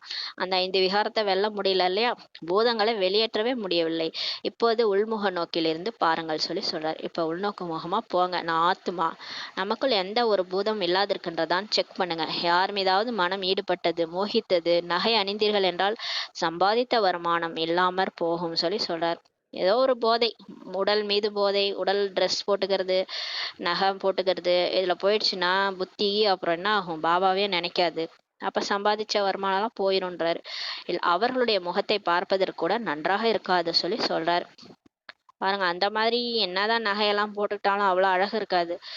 பாபா கொடுக்குற நகையை தான் நம்ம போட்டுக்கணும். பாபா என்ன நகையை கொடுக்குறாரு, குணங்கள் சக்திகளால நம்மள அலங்கரிக்கிறார் இல்லையா? சிவன் அலங்கரிக்கிற நகைய விடவா இந்த ஸ்தூல நகைகள்லாம் அழகு கொடுக்கும்? அவங்க முகத்த பார்க்கறது கூட அவ்வளோ அழகா இருக்காதுன்னு சொல்றாரு. அவர்கள் அசுத்தமாகவே ஆகிவிட்டார்கள், தூய்மையாக இல்லை. இந்த மாதிரி ட்ரெஸ்லாம் பண்ணிட்டு மேக்கப்லாம் பண்ணிட்டு போனா அந்த அசுத்தமா ஆயிடுறாங்கன்னு சொல்றாரு. தூய்மையா இருக்கிறது இல்ல. உள்ளுக்குள் மனம் அரித்து கொண்டே இருக்கும். நாம் தூய்மை இழந்து விட்டேன். யாரெல்லாம் இந்த விகாரத்துல காம விகாரத்துல போயிடறாங்களோ அவங்களுக்கு மனசு அரிக்கும். நான் தூய்மை இழந்துட்டேன். பாபா சொல்கிறார், தேகத்துடன் கூட எல்லாத்தையும் மறந்துருங்க, தன்னை ஆத்மான்னு உணருங்கன்னு சொல்றாரு. இந்த அவஸ்தாவில் இருப்பதன் மூலம் தான் நீங்கள் தேவதை ஆகிறீர்கள். ஆத்மான்னு உணர்ந்து பாபாவை நினைச்சாதான் நீங்க தேவதை ஆகுறீங்க. ஆக எந்த ஒரு பூதமுமே வரக்கூடாது நமக்குள்ளார. அந்த 5 விகாரம் இருக்கக்கூடாது. அப்பதான் நம்ம அழகா இருப்போம், பாபாவுக்கும் நம்மளை பிடிக்கும், நம்ம தேவதையா ஆகும்னு சொல்றாரு. தன்னை தான் சோதித்து பாருங்கள் என்று சொல்லி புரிய வைத்து கொண்டே இருக்கிறார். இப்ப உங்களை நீங்களே செக் பண்ணுங்க, எனக்குள்ளார ஏதாவது போதம் இருக்கா? அநேகரிடம் கோபம் உள்ளது, நிந்தனை செய்யாமல் அவர்களால் இருக்க முடிவதே இல்லை. சில சில பேருக்குள்ள கோப பூதம் இருக்குது. அததான் சொன்னார்ல, நீங்க 3 விதமான கோபத்தினுடைய அம்சம் இருக்குதுன்ட்டு. கோபமா பேசுறது, அப்புறம் ஆவேசமா பேசுறது, அப்புறம் பாத்தீங்கன்னா சிடுசிடுப்பு, கடுக்கடுப்பு, சீ அப்படின்னு வேண்டியது.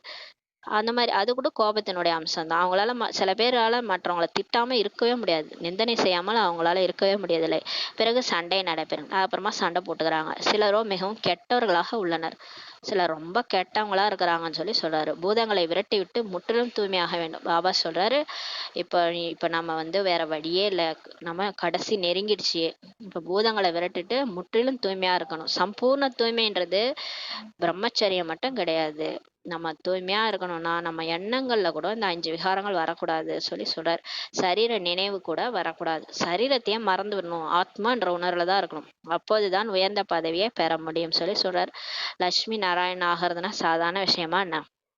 அதனால 8 ரத்தினங்கள் தான் பாடப்படுகின்றன. பாபா சொல்ற இந்த பரீட்சையில பாஸ் பண்ணி போனவங்க 8 பேர் தான். 5 விகாரத்தை வென்று உயர்ந்த பதவி அடைஞ்சவங்க 8 லட்சுமி நாராயணன் தான் சொல்றாரு. அந்த 108 பேர்ல 100 பேர் கூட ஏதோ கரை இருக்குது. ஆனா இவங்க 8 பேர் first class with distinction pass ஆகுறாங்க. உங்களுக்கு ஞான ரத்தினங்கள் கிடைக்கின்றன. இப்ப நமக்கு பாபாட்ட பொக்கிஷம் கிடைச்சிட்டு இருக்கு, ஞான ரத்தினங்கள். ரத்தினங்களா மாறுறதுக்காக பாபா ஞான ரத்தினங்களை கொடுத்துட்டு இருக்கிறாரு. பாரதத்துல 33 கோடி தேவதைகள் இருந்தாங்கன்ட்டு சொல்றாங்க இல்லையா? 33 கோடி தேவதைகள்ட்டு பாடப்படுது இல்லையா? ஆனால் அவர்களிலும் கூட 8 ரத்தினங்கள் தான் மதிப்புடன் தேர்ச்சி பெறுவார்கள் சொல்றாரு. 8 பேர் தான் பாபா சொன்ன மாதிரி கேட்டு அவர் சொல்ற மாதிரி நடந்து ஒழுங்கா அமைதியா இருந்து எந்த பிரச்சனையும் பண்ணாம காமம், கோபம், பற்று, ஆசை, அகங்காரத்தை வென்று போயிருக்கிறாங்க. அவங்கதான் 8 பேர். அதனாலதான் அந்த 8 மணி மாலையை உருட்டும் போது எல்லாரும் சிவ சிவன் பாடுறாங்க இல்லையா? 108 மாலையை உருட்டும் போது நமசிவாய நமசிவாயன்றாங்க. அப்போ அந்த மாலையில இருக்கிறவங்க அப்படி பாபாவை நினைச்சிட்டு போயிருக்கிறாங்க. அதான் பாபா சொல்றாரு, அவர்களுக்கு தான் பரிசு கிடைக்கும். அந்த 8 பேருக்கு தான் கடைசியா பரிசு கிடைக்கும். பாபா பரிசு கொடுப்பாராம். எப்படி ஸ்காலர்ஷிப் கிடைக்கிறது இல்லையா?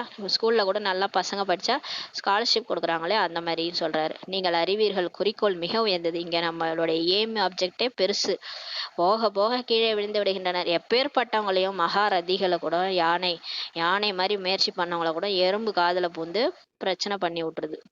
மாயா ரூபமா எடுத்து வருதுன்றாரு. எப்பேற்பட்டவங்களும் கீழே விழுந்துடுறாங்க. பூதத்தின் பிரவேசம் ஆகிவிடுகின்றது. அவங்க மேல ஏதாவது ஒரு கோப பூதம், காம பூதம் ஏதாவது ஒண்ணு ஏறிக்குது. அங்கே விகாரமே இருப்பதில்லை. சொர்க்கத்துல விகாரமே கிடையாது. குழந்தைகளாகிய உங்கள் புத்தியில் முழு டிராமாவின் சக்கரமும் சுற்ற வேண்டும் சொல்றாரு. இப்ப நம்மளோட புத்தியில முழு டிராமாவினுடைய சக்கரம் சுத்தணும் பாபா சொல்றாங்க. 5000 ஆண்டுகள்ல எத்தனை மாதங்கள், எத்தனை மணிகள், எத்தனை வினாடிகள் உள்ளன என்று நீங்கள் அறிவீர்கள் சொல்றாரு. இப்ப 5000 வருஷத்துல எத்தனை மாதம் இருக்குது, எத்தனை மணி இருக்குது, எத்தனை வினாடிகள் இருக்குன்னு கூட உங்களுக்கு தெரியும்னு சொல்றாரு. இதோட கால்குலேஷன் கூட எடுத்து போட்டிருக்கிறாங்க, வாட்ஸ்அப்ல வந்தது. யாராவது எடுப்பதானால் எடுக்க முடியும் சொல்றாரு. அந்த கணக்கு எடுத்து போட்டிருக்கிறாங்க. அதான் பிரம்மகுமாரிகள் குரூப்ல வந்திருக்குது. பிறகு இந்த மரம் இருக்கிறதே, அதிலும் கூட கல்பத்தில் இத்தனை வருடங்கள், இத்தனை மாதங்கள், இத்தனை நாட்கள், இத்தனை மணிகள், இத்தனை வினாடிகள் உள்ளன என்று எழுதி விடுவீர்கள். இதை கூட நீங்க கணக்கெடுத்து இந்த கல்ப மரத்துல நீங்க இத்தனை மாதங்கள், இத்தனை வருடங்கள்ட்டு எழுதிருவீங்கன்னு சொல்றாரு. இவர்கள் முற்றிலும் சரியாக சொல்கிறார்கள் என்று மனிதர்கள் சொல்வார்கள். இதை நம்ம எழுதி போட்டோம்னா எல்லாரும் நீங்க சரியா சொல்றாங்கன்னு சொல்லுவாங்களாம். மனுஷங்க சொல்லுவாங்களாம். 84 பிறவிகளின் கணக்கை சொல்கிறார்கள். ஆக கல்பத்தின் ஆயுளை ஏன் சொல்ல மாட்டார்கள்? 84 பிறவி கணக்கு நம்ம சொல்றோம் இல்லையா? அப்ப கல்பத்தின் ஆயுள மட்டும் சொல்ல முடியாதா? நான் 5000 வருஷம் தான் சொல்லி சொல்லுவாங்க. குழந்தைகளுக்கு முக்கியமான விஷயமும் சொல்லப்பட்டுள்ளது. அதாவது எப்பாடு பட்டாவது பூதங்களை விரட்டியாக வேண்டும். இப்ப பாபா வந்து முக்கியமா இந்த எப்பாடு பட்டாவது இந்த 5 விகாரங்கள விரட்டிடுங்கன்னு சொல்லி சொல்றாரு. பாபா நினைவு பண்ணி விரட்டுங்கன்றாரு. இந்த பூதங்கள் உங்களுக்கு முழு அழிவை ஏற்படுத்தியுள்ளன. இந்த பூதம் தான் நமக்கு பிரச்சனையே ஏற்படுத்திடுச்சு.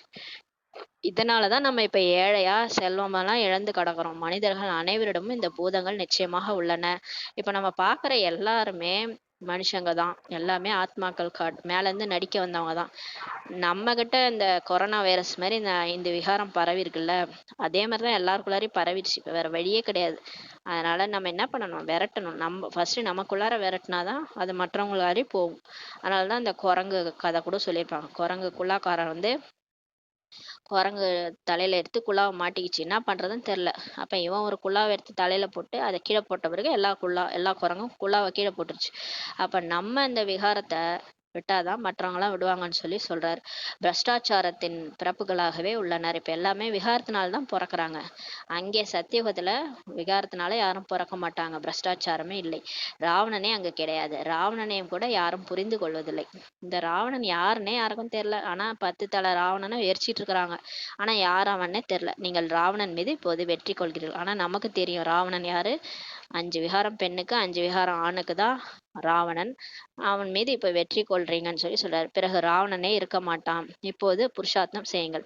ஒரு காலம் வரும் பாபா எல்லாத்தையும் நம்மள மாத்திருவாரு. உலகத்திலயும் ராவணனை அழிச்சிருவாரு. அப்ப முழு உலகமே விநாசம் ஆகி அந்த ராவணன் அழிஞ்சு போயிடுவான். இப்போது முயற்சி செய்யுங்கன்னு சொல்லி சொல்றாரு. பாபா வந்திருக்கிறார் என்றால் பாபாவின் ஆஸ்தி கண்டிப்பாக கிடைத்தாக வேண்டும் சொல்லி சொல்றாரு.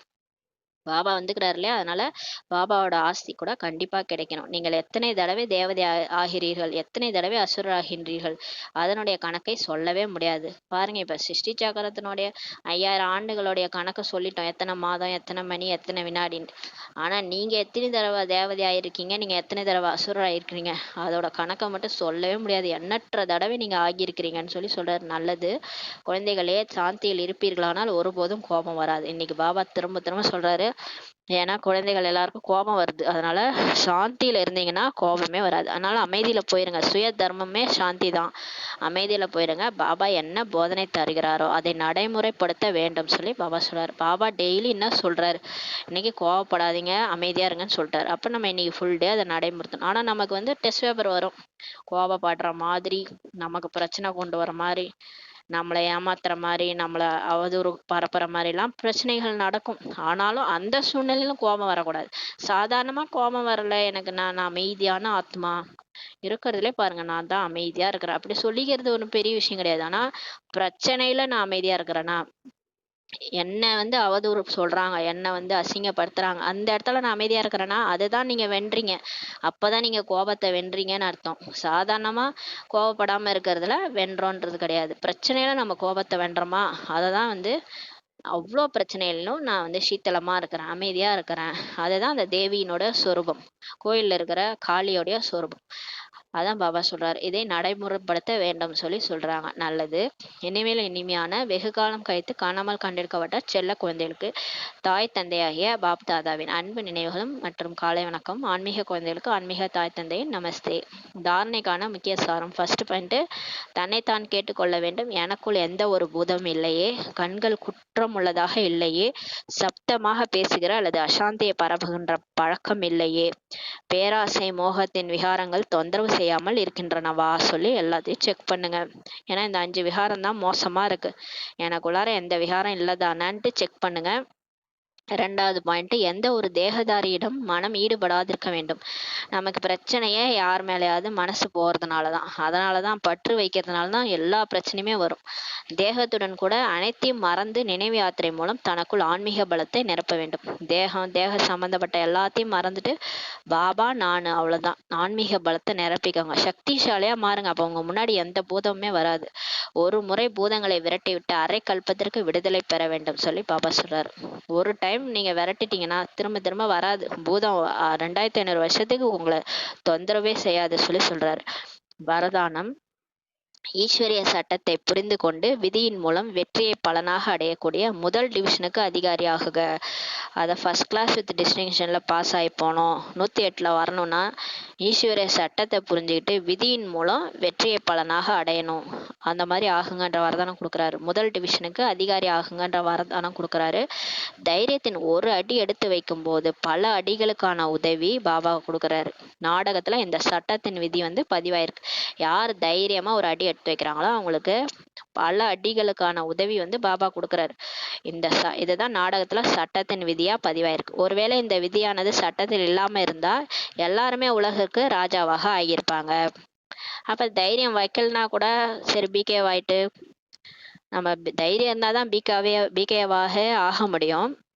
ஆனா பாபா சொல்றாரு பாருங்க, இந்த விதி இல்லைன்னா தைரியம் அடி எடுத்து வைக்காமலே உங்களுக்கு பாபா உதவி செய்யறாரு. எல்லாருக்குமே பாபா உதவி செய்யறாருன்னா எல்லாருமே ராஜா ஆயிருப்பாங்கல்ல.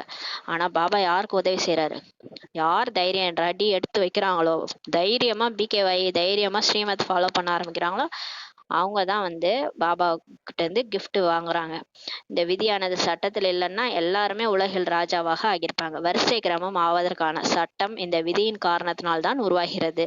அப்ப தைரியத்தை வச்சுதான் வரிசை கிரமமே உருவாகுதுன்னு சொல்றாரு. ஆக எவ்வளவு விரும்புகிறீர்களோ தைரியம் வையுங்கள் மற்றும் உதவி அடையுங்கள். நீங்க எவ்வளவு விரும்புறீங்களோ தைரியமா அடி எடுத்து வைங்க, உதவி அடையுங்க. அவங்க வந்து சமர்ப்பணமானவர்களாக இருந்தாலும் சரி, சமர்ப்பணம்னா சென்டர்லேயே போய் சிஸ்டரா சரண்டரானாலும் சரி, இல்லை இல்லறவாசியா இருந்து வீட்டில் இருந்துக்கிட்டே முயற்சி பண்றவங்களா இருந்தாலும் சரி, அதிகாரம் உங்களுக்கு சமமா இருக்குது. யார் வேணாலும் அதிகாரம் அடையலாம். யாருக்கு வேணாலும் இந்த விதியை வச்சுதான் பாபா போஸ்ட் கொடுக்குறாரு. லட்சுமி நாராயணா ஆகிறதுக்கான போஸ்ட் கொடுக்குறாரு. பாதிக்கு பாதி சமர்ப்பணமானவங்களுக்கும் சரி, இல்லறவாசிகளுக்கும் சரி, எந்த விதியில பாபா வந்து பதவி கொடுக்குறாருன்னா தைரியம் என்ற ஒரு அடி எடுத்து வைக்கும்போது பாபா பல அடி உதவி செய்யறாரு. யார் தைரியம் அடி எடுத்து வைக்கிறாங்களோ அவங்கதான் கடைசியில பதவி அடையறாங்கன்னு சொல்றாரு. ஆனால் விதியின் மூலம் வெற்றி ஆகும். ஆனா இந்த விதி மூலம் தான் வெற்றியே கிடைக்குது.